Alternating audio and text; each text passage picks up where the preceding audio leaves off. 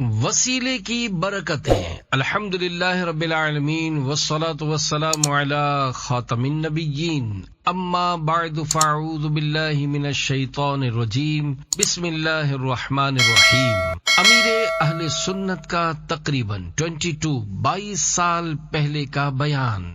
وسیلے کی برکتیں، دعائے عطار، یا اللہ پاک جو کوئی 17 صفحات کا رسالہ وسیلے کی برکتیں پڑھ یا سن لے، اسے دنیا و آخرت میں نیکیوں کی بہترین جزا عطا فرما اور جنت الفردوس میں بے حساب داخلہ دے کر اپنے پیارے حبیب صلی اللہ علیہ وآلہ وسلم کا پڑوسی بنا دے۔ آمین بجاہ خاتم النبیین صلی اللہ علیہ وآلہ وسلم۔ درود شریف کی فضیلت۔ فرمان آخری نبی صلی اللہ علیہ وآلہ وسلم، جب دو دوست آپس میں ملتے اور مصافحہ کرتے ہیں اور نبی کریم صلی اللہ علیہ وآلہ وسلم پر درود پاک پڑھتے ہیں تو ان دونوں کے جدا ہونے سے پہلے ان کے اگلے پچھلے گناہ بخش دیے جاتے ہیں۔ صلو علی الحبیب صلی اللہ علی محمد۔ وسیلے کی برکتیں۔ گزشتہ زمانے میں 3 آدمی کسی سفر پر روانہ ہوئے۔ دوران سفر رات گزارنے کے لیے ایک غار میں داخل ہوئے اور سو گئے۔ اتنے میں پہاڑ سے ایک چٹان پھسل کر آئی جس کے باعث غار کا منہ بند ہو گیا۔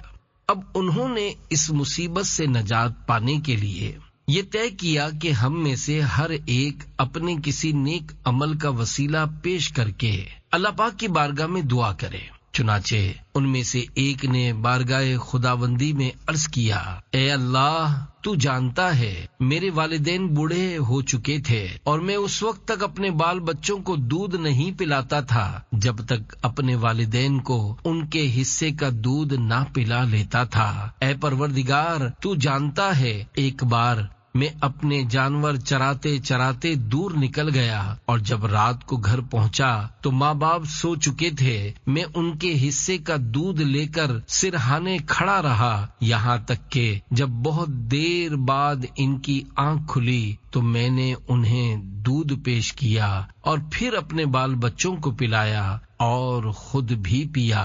اے اللہ، اگر میرا یہ عمل تیری رضا اور خوشنودی کے لیے تھا تو اس کی برکت سے چٹان کو غار کے منہ سے ہٹا دے اور ہماری اس مصیبت کو دور فرما۔ اس دعا کی برکت سے چٹان غار کے منہ سے کچھ سرک گئی مگر نکلنے کا راستہ نہ بنا۔ دوسرے شخص نے عرض کی، اے اللہ، میں اپنی چچا زاد بہن سے محبت کرتا تھا اور وہ مجھے لوگوں میں سب سے زیادہ عزیز تھی۔ میں نے اس کے ساتھ برائی کا ارادہ کیا لیکن وہ میرے قابو میں نہ آئی۔ ایک بار جب قحط پڑا تو وہ قحط سالی کا شکار ہو کر مدد حاصل کرنے کے لیے میرے پاس آئی۔ میں نے اس شرط پر اسے 120 دینار یعنی سونے کی اشرفیاں دیں کہ وہ اپنے آپ کو میرے حوالے کرے گی۔ چونکہ وہ بہت مجبور تھی اس لیے میری اس شرط کو پورا کرنے کے لیے راضی ہو گئی۔ آخر کار جب میں اپنی خواہش پوری کرنے پر قادر ہو چکا تھا تو وہ مجھ سے کہنے لگی، اے بھائی، اللہ پاک سے ڈر اور اس مہر کو حق کے بغیر نہ توڑ۔ اے پروردگار، اس کی فریاد کرنے پر میں گناہ سے باز آ گیا اور سونے کی اشرفیاں بھی اسی کو دے دی۔ اگر میرا یہ عمل تیری رضا اور خوشنودی کے لیے تھا تو پھر تو ہم سے اس آفت کو دور کر دے۔ چنانچہ چٹان کچھ مزید سرک گئی مگر اب بھی غار سے نکلنا ممکن نہ تھا۔ اب تیسرے شخص نے اللہ پاک کی بارگاہ میں عرض کی، اے اللہ، تو جانتا ہے میں نے ایک بار چند آدمیوں کو اجرت پر رکھا اور ان سب کو ان کی مزدوری ادا کر دی مگر ان میں سے ایک اپنی مزدوری لیے بغیر چلا گیا۔ میں نے اس کی مزدوری کاروبار میں لگائی یہاں تک کہ اس کا مال کثیر ہو گیا۔ کچھ عرصے بعد وہی مزدور میرے پاس آیا اور اپنی مزدوری کا مطالبہ کیا۔ میں نے اس سے کہا، یہ جو تم بکریاں، گائیں، اونٹ اور غلام دیکھ رہے ہو یہ سب تمہاری مزدوری ہے۔ وہ ایک دم چونک پڑا اور کہنے لگا، اے اللہ کے بندے، میرے ساتھ مذاق مت کرو۔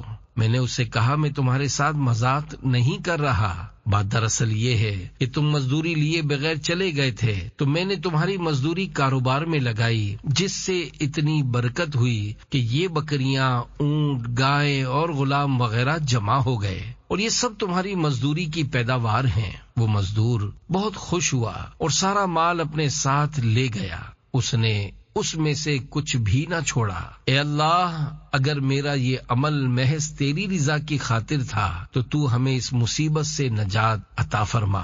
چنانچہ وہ چٹان غار کے منہ سے بالکل ہٹ گئی اور وہ تینوں مسافر باہر نکل کر اپنی منزل کی جانب روانہ ہو گئے۔ پیارے پیارے اسلامی بھائیوں، اس واقعے میں ہمارے لیے بے شمار مدنی پھول ہیں۔ مثلاً جب کوئی مصیبت آئے تو ظاہری اسباب اختیار کرنے کے ساتھ ساتھ دعا کی طرف بھی متوجہ ہونا چاہیے، لیکن افسوس ہم اس معاملے میں کوتاہی کا شکار ہیں۔ ہمیں جب کوئی مشکل درپیش آتی ہے تو ہم اسے دور کرنے کی تدبیریں کرتے ہیں اور لوگوں کی خوب منت سماجت کرتے ہیں کہ ہمارا فلاں مسئلہ حل کر دو، مگر اللہ پاک کی طرف رجوع نہیں کرتے۔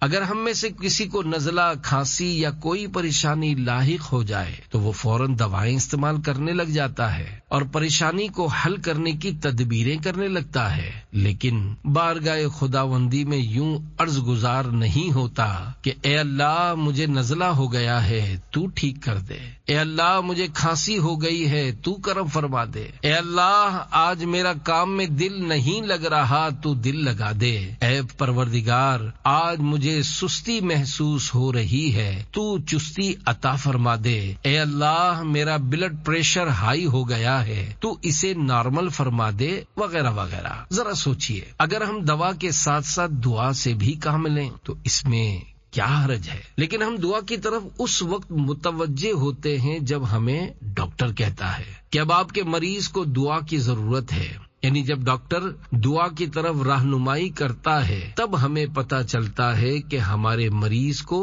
دعا کی ضرورت ہے۔ اس سے پہلے ہم دعا سے غافل رہتے ہیں۔ اے کاش ہم پہلے سے ہی دعا کرنے والے بن جائیں۔ یاد رکھیے، چاہے کیسا ہی خطرناک مرض کیوں نہ ہو، اللہ پاک کی بارگاہ میں دعا ضرور کرنی چاہیے۔ اللہ پاک نے ہمیں اپنی بارگاہ میں دعا کرنے کا حکم دیا ہے، چنانچہ ارشاد باری تعالی ہے، ادعونی استجب لکم، پارہ 24 سورہ مومن آیت 60۔ ترجمہ کنز ایمان، مجھ سے دعا کرو میں قبول کروں گا۔ کوئی مرض لا علاج نہیں، جیسا کہ حدیث پاک میں ہے، اللہ پاک نے جتنی بھی بیماریاں اتاری ہیں ان کی دوا بھی اتاری ہے۔ ہاں یہ ضرور ہے کہ بعض بیماریوں کے علاج تک ڈاکٹروں کی رسائی نہیں ہو سکی اور وہ ابھی تک ان کا علاج تلاش نہیں کر سکے۔ یاد رہے، اللہ پاک سے بڑھ کر نہ تو کوئی کام بنانے والا ہے اور نہ آئندہ ہو سکتا ہے،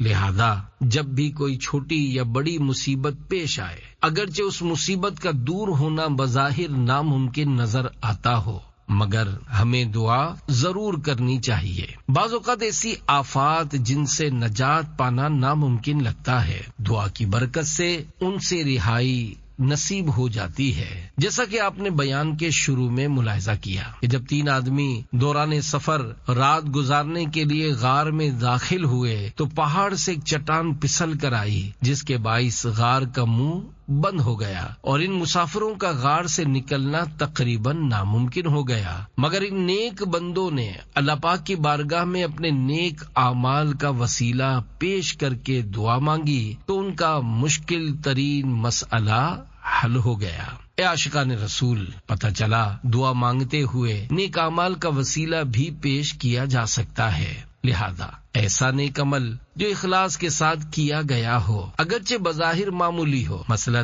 کسی نے رضا الہی پانے کی خاطر نابینا کو سڑک پار کروائی ہو تو وہ اس نیک عمل کا وسیلہ پیش کر کے بھی دعا مانگ سکتا ہے۔ عمل جتنا دشوار اتنا ہی وزندار۔ پیارے پیارے اسلامی بھائیوں، جو عمل جتنا دشوار ہوگا میزان عمل میں اتنا ہی وزندار ہوگا اور اس کا ثواب بھی اتنا ہی زیادہ ملے گا۔ اسے یوں سمجھیے، مثلا کسی شخص کو کام کاج سے بالکل فرصت تھی، روڈ پر ٹریفک بھی زیادہ نہیں تھی، وہ روڈ پار کر رہا تھا کہ اچانک اسے ایک نابینا دکھائی دیا، چنانچہ اس نے اس نابینا کا ہاتھ پکڑا، خود بھی روڈ کراس کر لیا اور اسے بھی کراس کروا دیا۔ یقیناً اسے اس نیک عمل کا ثواب ملے گا۔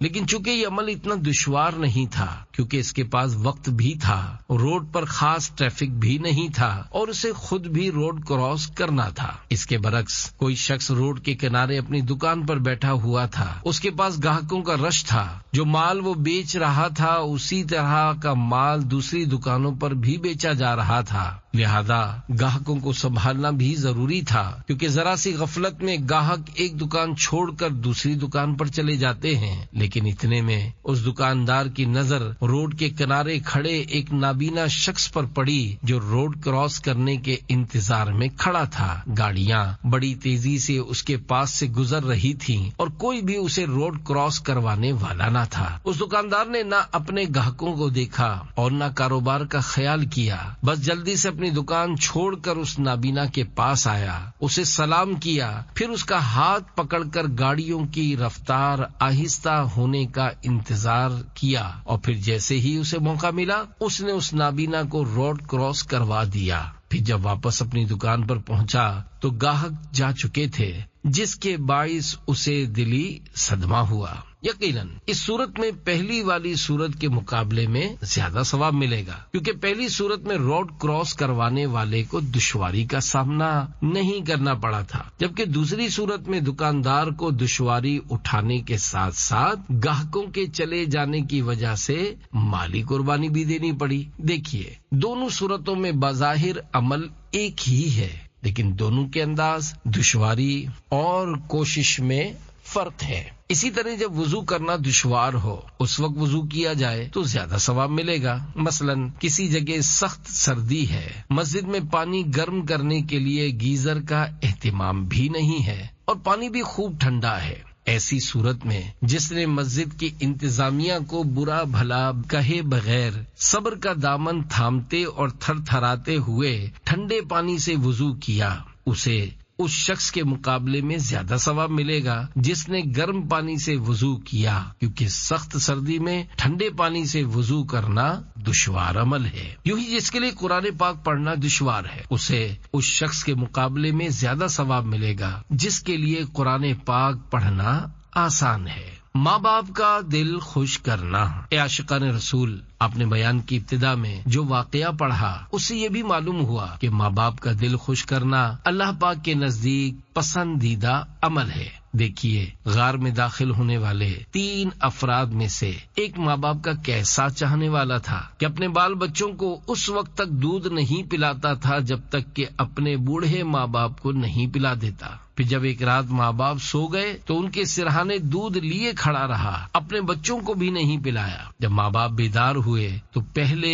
انہیں دودھ پیش کیا، پھر اپنے اہل و عیال کو پلایا۔ اس کے برعکس آج کے جدید دور میں ماں باپ کو کتنی اہمیت دی جاتی ہے، بالخصوص شادی کے بعد بال بچوں کی موجودگی میں ماں باپ کی اہمیت کتنی باقی رہ جاتی ہے، سبھی اس سے واقف ہے۔ یاد رکھیے، اگرچہ ماں باپ تکلیف کا باعث بنتے ہوں تب بھی ماں باپ کے حقوق ختم نہیں ہوتے، لہذا اولاد کو ہر صورت صبر سے کام لینا ہوگا۔ ماں کے حقوق سے متعلق ایک روایت سنیے۔ گوشت کا ٹکڑا کباب ہو جاتا۔ ایک صحابی نے بارگاہ رسالت میں عرض کی، یا رسول اللہ صلی اللہ علیہ وآلہ وسلم، ایک راہ میں ایسے گرم پتھر تھے کہ اگر ان پر گوشت کا ٹکڑا ڈالا جاتا تو کباب ہو جاتا۔ میں 6 میل تک اپنی ماں کو اپنی گردن پر سوار کر کے لے گیا، تو کیا میں ماں کے حقوق سے فارغ ہو گیا؟ پیارے آقا صلی اللہ علیہ وآلہ وسلم نے ارشاد فرمایا، تیرے پیدا ہونے میں درد کے جس قدر جھٹکے اس نے اٹھائے ہیں، شاید یہ ان میں سے ایک جھٹکے کا بدلہ ہو۔ اس روایت سے معلوم ہوا اولاد کو ماں باپ کے حقوق سے فراغت حاصل نہیں ہو سکتی، چاہے وہ ان کی کتنی ہی خدمت کیوں نہ کر لے۔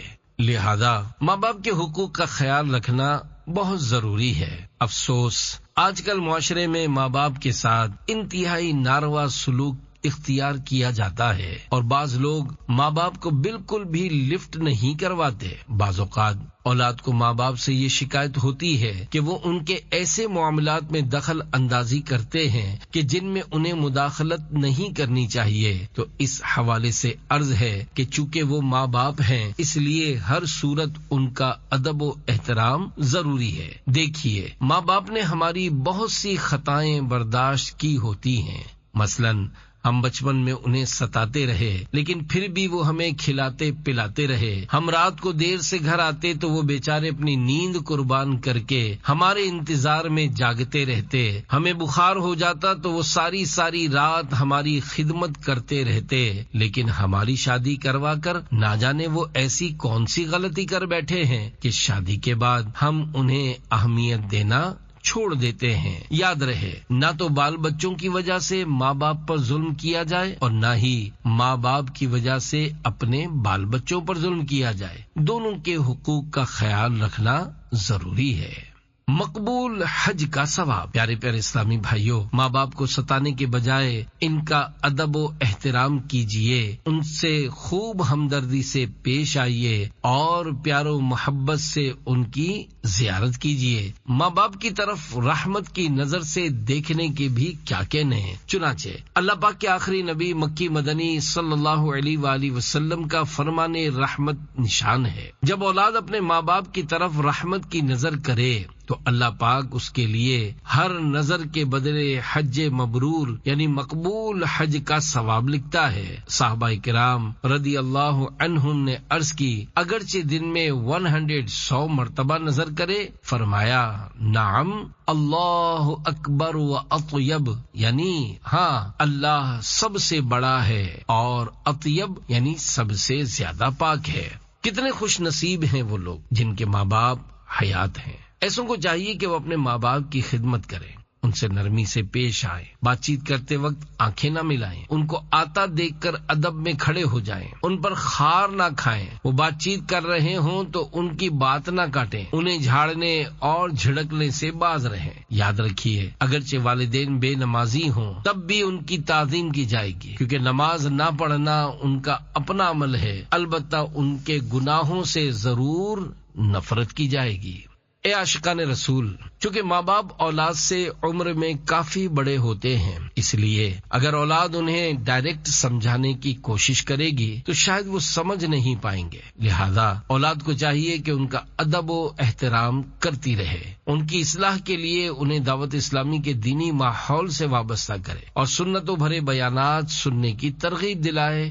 انشاءاللہ ان کی اصلاح کا سامان ہوگا اور دیکھتے ہی دیکھتے ان کی زندگیوں میں مدنی انقلاب برپا ہو جائے گا۔ پیارے پیارے اسلامی بھائیوں، آپ نے بیان کی ابتدا میں جو واقعہ سنا اس میں بیان کیا گیا کہ غار میں داخل ہونے والے 3 افراد نے بارگاہ خداوندی میں اپنے نیک اعمال کا وسیلہ پیش کیا، جس کی برکت سے غار کا منہ کھل گیا اور انہیں قید سے رہائی نصیب ہوئی۔ تو اس کا یہ مطلب نہیں کہ اللہ پاک کی بارگاہ میں صرف نیک اعمال کا وسیلہ پیش کیا جاتا ہے، بلکہ یاد رکھیے نیک اعمال کے ساتھ ساتھ نیک ہستیوں کا وسیلہ بھی پیش کیا جا سکتا ہے۔ یہ کیسے ہو سکتا ہے کہ ہم اپنی نیکیوں کا وسیلہ تو پیش کریں مگر نیک لوگوں کا وسیلہ نہ پیش کر سکیں، حالانکہ ہماری نیکیوں کے وسیلے کے مقابلے میں نیک لوگوں کا وسیلہ زیادہ مضبوط ہے۔ ہماری نیکیاں کہاں اور اللہ پاک کے نیک بندوں مثلا انبیاء کرام علیہم السلام کی عظمتیں کہاں،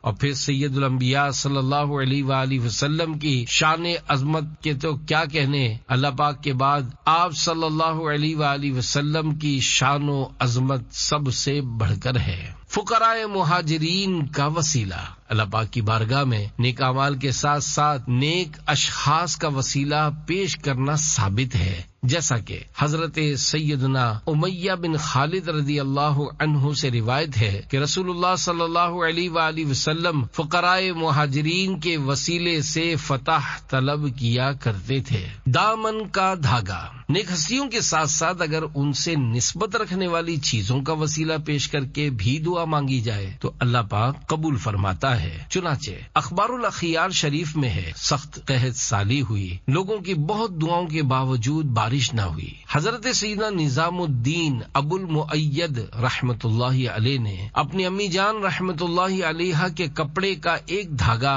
ہاتھ میں لے کر عرض کی، اے اللہ، یہ اس خاتون کے دامن کا دھاگا ہے جس پر کبھی کسی نامحرم کی نظر نہیں پڑی، میرے مولا اسی کے صدقے رحمت کی بارش برسا دے۔ ابھی دعا ختم بھی نہ ہوئی تھی کہ رحمت کے بادل چھا گئے اور رم جھم بارش شروع ہو گئی۔ پتہ چلا کہ اللہ پاک کی بارگاہ میں نیک اعمال کے ساتھ ساتھ نہ صرف نیک لوگوں کا بلکہ ان سے نسبت رکھنے والی چیزوں کا وسیلہ بھی پیش کیا جا سکتا ہے۔ نیز معلوم ہوا کہ اللہ کے نیک بندوں سے جس چیز کو نسبت ہو جائے تو وہ متبرک ہو جاتی ہے اور بعض اوقات اس کا ظہور بھی ہو جاتا ہے۔ گناہ سے بچنے کا وسیلہ۔ پیارے پیارے اسلامی بھائیوں، غار میں قید ہونے والے دوسرے شخص نے اللہ پاک کی بارگاہ میں اپنے ایک گناہ سے بچنے کا وسیلہ پیش کر کے دعا مانگی تھی، اور وہ گناہ بھی ایسا تھا کہ بدکاری پر قدرت ہونے کے باوجود اللہ پاک کے خوف سے باز رہنا جو کہ نفس پر بہت بھاری ہے۔ اسے یوں سمجھیے کہ کوئی شخص فلم دیکھ رہا ہو اور وہ فلم بھی ایسے موڑ پر پہنچ چکی ہو کہ مزید دیکھنے کا تجسس بڑھ چکا ہو، لیکن اتنے میں اچانک اس کے دل میں خوف خدا پیدا ہو جائے اور اس کے ذہن میں یہ بات آئے کہ میں دعوت اسلامی کے ہفتہ وار سنتوں پر اجتماع میں یہ روایت سنی تھی کہ جو اپنی آنکھوں کو حرام سے پر کرے گا قیامت کے دن اس کی آنکھوں میں آگ بھر دی جائے گی۔ چنانچہ وہ اللہ پاک سے ڈرتے ہوئے فوراً توبہ کر لے اور اسی وقت فلم دیکھنا چھوڑ دے تو اس کا یہ عمل بھی ایک نیکی ہے، اور اپنے اس عمل کا وسیلہ پیش کر کے بھی اللہ پاک کی بارگاہ میں دعا کر سکتا ہے۔ اسے مزید اس مثال سے بھی سمجھا جا سکتا ہے کہ کسی شخص کو راہ چلتے ہوئے سونے کا ایک لاکٹ ملا اور اس نے اسے اٹھا لیا۔ اب اس کی نیت خراب ہوئی اور اس نے اپنے ذہن بنایا کہ آج بن مانگے دولت ہاتھ آ گئی ہے، اسے بیچ کر اس کی رقم اپنے ذاتی استعمال میں لاؤں گا۔ لیکن ایک دم اسے احساس ہوا کہ لاکٹ میرے لیے حرام ہے، لہذا مجھے اس کے مالک تک پہنچنا چاہیے۔ چنانچہ خوف خدا کی وجہ سے اس نے وہ سونے کا لاکٹ اس کے مالک تک پہنچا دیا، تو اسے اس عمل کا بھی ثواب ملے گا اور وہ اپنے اس عمل کا وسیلہ پیش کر کے اللہ کی بارگاہ میں دعا کر سکتا ہے۔ اے عاشقان رسول، بعض اوقات گناہ پر ندامت وہ کام کر جاتی ہے جو نیکی نہیں کر پاتی، ان معنوں پر کہ بندہ نیکی کر کے اتنا ثواب نہیں پاتا جتنا گناہ پر ندامت کرنے کی وجہ سے پا لیتا ہے۔ اس ضمن میں ایک ایمان افروز واقعہ سنیے۔ 2 جنتیں عطا کر دی گئی ہیں۔ حضرت علامہ جلال الدین سیوطی شافعی رحمت اللہ علیہ نقل فرماتے ہیں کہ مسلمانوں کے دوسرے خلیفہ حضرت سیدنا عمر فاروق اعظم رضی اللہ عنہ کے دور خلافت میں ایک نیک نوجوان ہوا کرتا تھا جو زیادہ تر وقت مسجد میں گزارتا تھا۔ آپ رضی اللہ عنہ اس کی نیکی کی وجہ سے اسے بہت پسند کرتے تھے۔ اس نوجوان کا باپ بوڑھا تھا۔ نماز عشاء پڑھ کر وہ اپنے باپ کی خدمت کے لیے گھر چلا جاتا تھا۔ مسجد اور اس کے گھر کے درمیان ایک عورت رہتی تھی جو اس نوجوان پر فریفتہ ہو گئی۔ وہ روزانہ اسے اپنے پاس بلاتی مگر وہ اس کی طرف متوجہ نہ ہوتا۔ آخر کار ایک دن شیطان نے اس نوجوان پر غلبہ پا لیا اور اسے گناہ پر آمادہ کر لیا۔ جب وہ نوجوان اس عورت کی دعوت پر گناہ کے ارادے سے اس کی جانب بڑھا، اس کے گھر کے دروازے پر پہنچا تو اچانک اس پر خوف خدا غالب آیا اور اس کی زبان پر بے ساختہ یہ آیت مبارکہ جاری ہو گئی۔ ان الذين اتقوا اذا مسهم طائف من الشيطان تذكروا فاذا هم مبصرون۔ پارہ 9 سورہ آراف آیت 201۔ ترجمہ کنز الایمان۔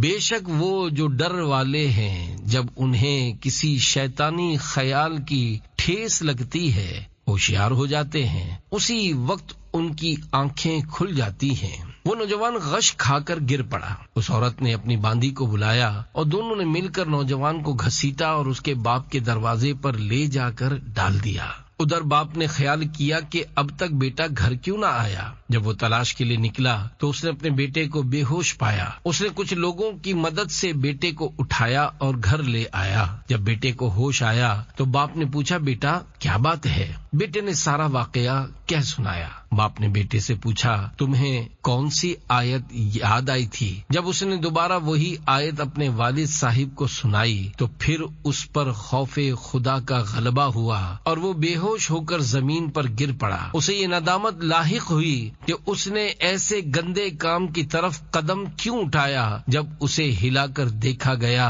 تو خوف خدا کی وجہ سے اس کی جان نکل چکی تھی اور وہ دم توڑ چکا تھا۔ اسے غسل دے کر راتوں رات ہی کفن و دفن کا اہتمام کر دیا گیا۔ صبح جب امیر المومنین سیدنا فاروق اعظم رضی اللہ عنہ کو خبر پہنچی تو آپ اس کے والد کے پاس تعزیت کے لیے تشریف لے گئے۔ فرمایا، ہمیں رات کو ہی اطلاع کیوں نہ دی؟ عرض کی، رات کے وقت آپ کو تکلیف دینا مناسب نہیں سمجھا۔ فرمایا، مجھے اس کی قبر پر لے چلو۔ چنانچہ سیدنا فاروق اعظم رضی اللہ عنہ چند افراد کے ساتھ اس کی قبر پر پہنچے اور سورہ رحمان کی اس آیت مبارکہ کی تلاوت فرمائی۔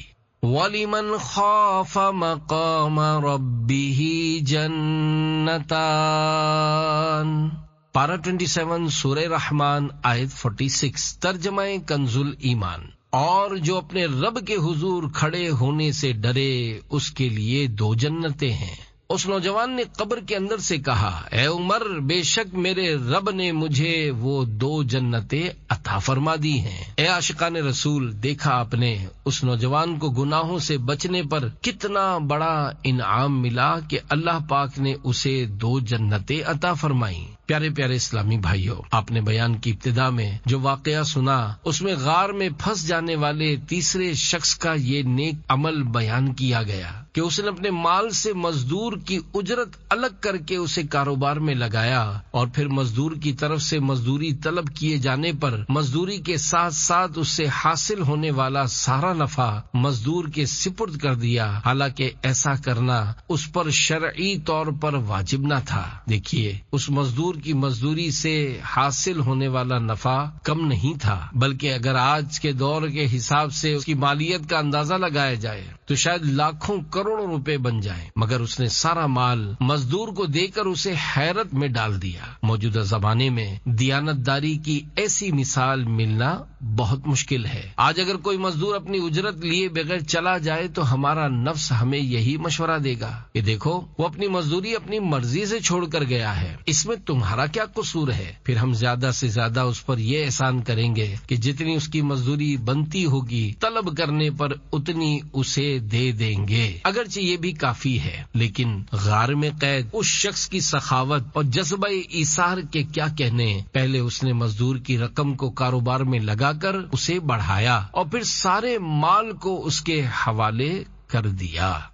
مال کا معاملہ بہت دشوار ہے۔ آج کل سرمایہ دار لوگ زکوٰۃ دینے کے معاملے میں خوب ٹال مٹول سے کام لیتے ہیں۔ بعض اوقات ایسا بھی ہوتا ہے کہ زکوٰۃ کا حقدار سرمایہ داروں کی خوب منتیں اور خوشامدیں کرتا ہے، لیکن وہ اس بیچارے کو بار بار بلا کر دھکے کھلاتے اور پھر اتنا تھوڑا مال دیتے ہیں کہ اس کا گزارا نہیں ہو پاتا۔ بہرحال غار میں قید تیسرے شخص کا مزدور کو نفع سمیت اس کی مزدوری دینے والا عمل اتنا عظیم اور زبردست تھا کہ جب اس نے اپنے اس نیک عمل کا وسیلہ پیش کر کے اللہ پاک سے دعا مانگی تو اس کی برکت سے چٹان غار کے منہ سے بالکل ہٹ گئی اور وہ تینوں مسافر آسانی کے ساتھ غار سے باہر نکل آئے۔ محال عادی یعنی ناممکن کی دعا نہیں کرنی چاہیے۔ پیارے پیارے اسلامی بھائیوں، جب کبھی کوئی پریشانی آئے، چاہے چھوٹی ہو یا بڑی، اس کے حل کے لیے تدبیر کرنا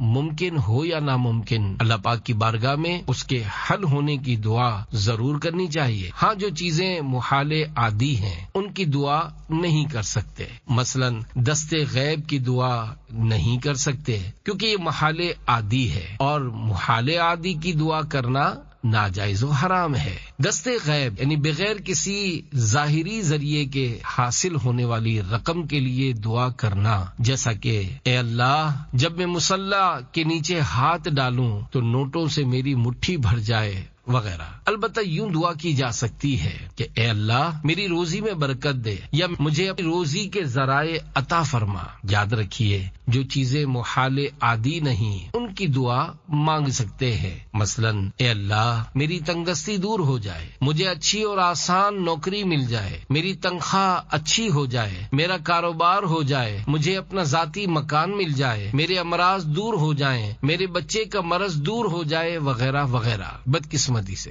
ہمارے دعا کی طرف رجحان کم جبکہ تدبیر کی طرف زیادہ ہوتا ہے۔ ہم ظاہری اسباب کی طرف بہت زیادہ بھاگتے ہیں، حالانکہ اگر ہماری نظر خالق اسباب پر ہو جائے تو اسباب دوڑتے ہوئے ہمارے پاس پہنچ جائیں گے۔ اے عاشقان رسول، کسی مشکل کے حل کے لیے اللہ پاک کے نیک بندوں سے فریاد کرنے میں بھی کوئی مذائقہ نہیں، اور پیارے آقا مکی مدنی مصطفیٰ صلی اللہ علیہ وآلہ وسلم تو نیک بندوں کے سردار ہیں، لہذا آپ صلی اللہ علیہ وآلہ وسلم سے فریاد کرنے میں بھی کوئی حرج نہیں۔ اللہ پاک نے اپنے پیارے حبیب صلی اللہ علیہ وآلہ وسلم کو بہت سی طاقتیں عطا فرمائی ہیں اور وہ ہماری فریاد رسی کر سکتے ہیں۔ دیکھیے جب ہم ڈاکٹر صاحب سے گزارش کرتے ہیں کہ ڈاکٹر صاحب ہمارے بچے کو ٹھیک کر دیجئے، تو اللہ پاک کے پیارے حبیب صلی اللہ علیہ وآلہ وسلم جو کہ طبیبوں کے طبیب ہیں، اگر ان کی بارگاہ میں کوئی امتی تڑپ کر فریاد کرے کہ یا رسول اللہ صلی اللہ علیہ وآلہ وسلم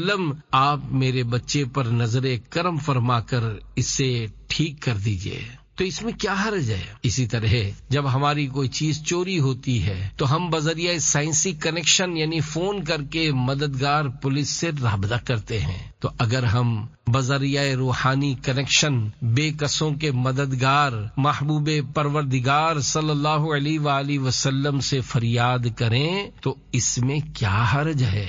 واللہ وہ سن لیں گے، فریاد کو پہنچیں گے، اتنا بھی تو ہو کوئی جو آہ کرے دل سے۔ پیارے پیارے اسلامی بھائیوں، علم دین سیکھنے سکھانے اور پیارے آقا صلی اللہ علیہ وآلہ وسلم کی پیاری پیاری سنتوں پر عمل کا جذبہ پانے کے لیے عاشقان رسول کی دینی تنظیم دعوت اسلامی کے قافلوں میں سفر کو اپنا معمول بنا لیجئے، اور اسلامی بھائی زندگی میں ایک ساتھ 12 ماہ، ہر 12 ماہ میں 1 ماہ اور ہر مہینے میں کم از کم 3 دن کے قافلے میں سفر کرے، نیز ممکن ہو تو قافلہ کورس کر لیجئے تاکہ قافلہ تیار کرنے میں زیادہ مشکل پیش نہ آئے، اور ان سب دینی کاموں پر استقامت پانے کے لیے نیک اعمال پر عمل کیجیے۔ روزانہ نیک اعمال کا رسالہ پر کر کے ہر ماہ کی پہلی تاریخ کو اپنے یہاں کے ذمہ دار کو جمع کروانے کا معمول بنا لیجیے۔